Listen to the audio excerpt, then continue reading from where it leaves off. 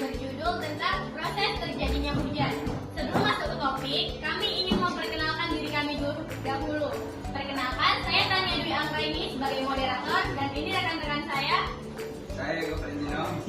Saya Mutiara Maindiasti. Saya Rina. Saya Rina Dwi Astuti. Saya Triindah Lestari. Saya Cecilia Regina.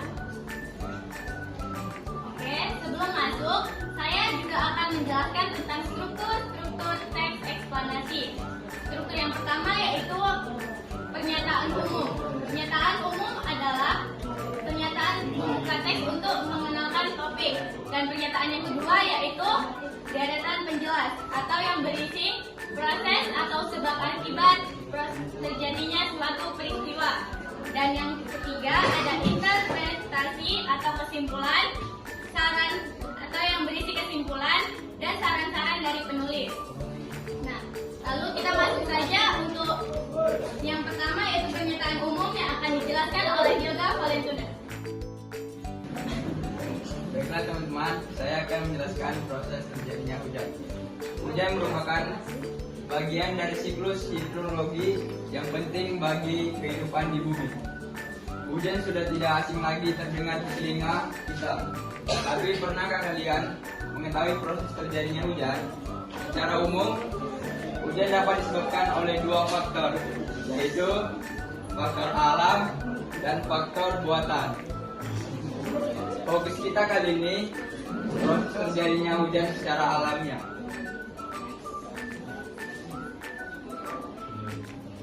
Baiklah, saya akan memberikannya ke Tanda.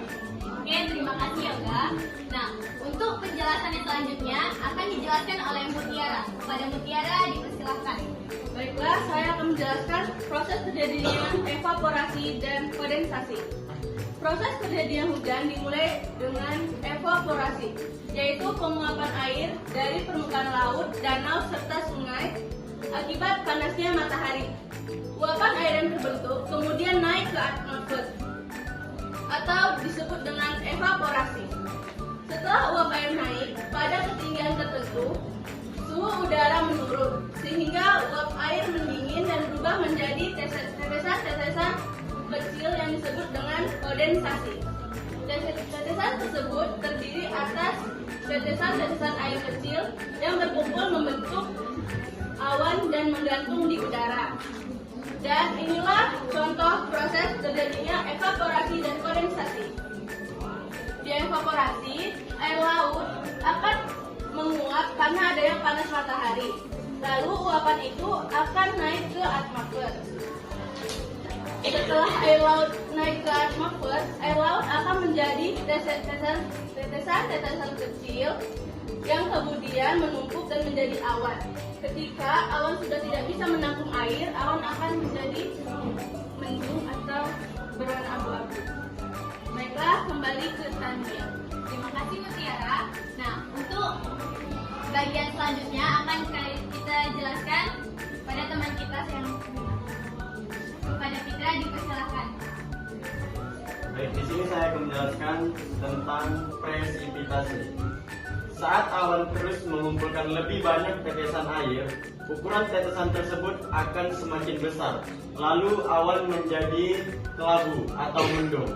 Ketika tetesan air ini menjadi cukup berat dan tidak dapat ditahan lagi oleh arus udara, mereka akan jatuh ke bumi atau disebut presipitasi. Proses ini tidak dikenal sebagai hujan. Terima kasih, kembali ke Tania. Terima kasih Fitra. Nah, untuk bagian selanjutnya akan dijelaskan oleh Rina. Pada Rina dipersilakan. Oke, saya akan menjelaskan pada bagian isinya. Jika air hujan turun di dataran rendah, maka akan terjadi hujan atau biasa disebut presipitasi hujan. Nah, presipitasi hujan ini tadi sudah dijelaskan oleh teman kita Indra. Jika air hujan turun di dataran tinggi seperti puncak gunung, maka butiran air tersebut akan berubah menjadi salju atau disebut sebagai presipitasi salju. Salju akan mencair karena adanya terik matahari dan akan meresap ke dalam tanah melalui proses yang disebut infiltrasi. Air yang meresap akan menjadi sumber air dan mengalir ke sungai, pada akhirnya juga mengalir ke laut.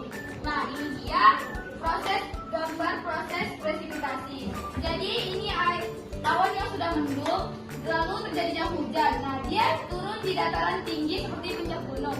Jadi yang putih ini itu berupa salju. Nah, dia setelah sudah mencair karena terik matahari, lalu air akan meresap ke tanah dan kembali ke sungai dan akhirnya menuju laut. Terima kasih. Dan saya kembalikan kepada moderator. Terima kasih Rina. Lalu untuk selanjutnya Ayu akan menjelaskan. Pada Ayu, persilakan. Oke, terima kasih untuk tanya. Jadi saya akan menjelaskan secara singkat kembali yang telah dijelaskan oleh teman-teman kita, yaitu tentang siklus hidrologi panjang mengenai hujan. Nah, pertama, air laut akan meluap, yang kemudian menjadi awan, itu disebut evaporasi. Selanjutnya, uap-uap air tersebut akan menjadi tetesan air yang kemudian akan berkumpul menjadi awan, itu disebut dengan kondensasi. Lalu saat tetesan air itu sudah menjadi penuh dan sangat berat, awan tersebut akan menjadi gelap atau mendung dan kemudian turun hujan yang disebut presipitasi. Nah, pada saat awan berada di tempat yang ketinggiannya tinggi, saat terjadi hujan, tetesan air hujan tersebut akan membeku dan menjadi salju dikarenakan rendahnya suhu pada tempat tersebut. Kemudian air yang mencair dikarenakan sinar matahari akan mengalir kembali ke tempat yang lebih rendah. Itu disebut dengan perkolasi. Nah, air-air yang tidak mengalir akan diserap oleh tanah yang kemudian dialirkan juga ke laut yang disebut dengan infiltrasi. Sekian penjelasan dari saya. Kemudian saya kembalikan kepada Pak. Terima kasih Ayu. Lalu untuk penjelasan terakhir atau kesimpulan akan dijelaskan oleh Cecilia. Pada Cecilia kami persilakan. Tadinya saya akan menjelaskan bagian kehidupan. Contohnya adalah hujan bisa berupa tetesan air yang besar dan cepat, atau bisa juga berupa gerimis dengan tetesan yang lebih kecil. Setelah turun ke permukaan bumi, air hujan akan mengalir ke sungai, danau, atau kembali ke laut, di mana siklus ini akan dimulai lagi. Proses turunnya air hujan ini penting untuk menjaga keseimbangan ekosistem dan menyediakan air bagi berbagai keperluan kehidupan. Nah, tadi terima kasih untuk Cecilia. Nah, tadi teman kami sudah menjelaskan tentang proses terjadinya hujan. Apakah teman-teman semua sudah paham? Sudah paham. Atau ada yang belum mengerti, ada yang ingin ditanyakan, boleh?